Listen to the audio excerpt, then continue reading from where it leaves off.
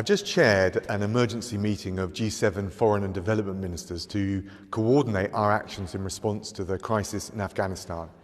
We're all absolutely seized by the gravity of the situation, and we're working intensively together to get our people out, to get former Afghan staff out, and to help with citizens from other countries, to get them onto planes out of the country, back home safe and sound.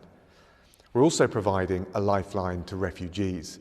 And I pay tribute again to the troops and the staff across Whitehall on the ground right now, in particular our Ambassador Sir Laurie Bristow, but the whole team effort for their bravery and their selfless dedication. We're coordinating our efforts to evacuate the vulnerable with the G7, and ministers discussed the need for safe resettlement routes.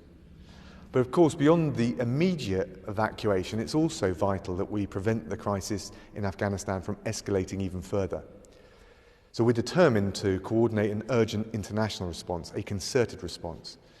And under the UK's presidency, G7 foreign and development ministers today discussed the necessity that Afghanistan is never used as a base for terrorism ever again.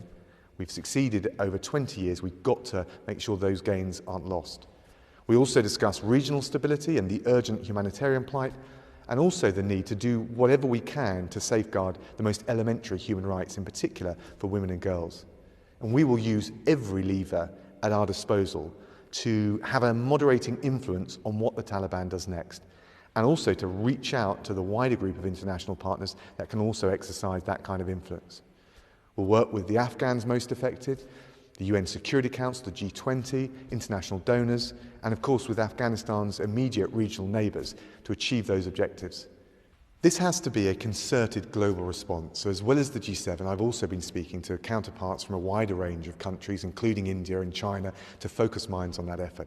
And we will follow all of this through. We won't allow the hard-won gains of the last 20 years to be lost, and we'll continue to stand with the Afghan people.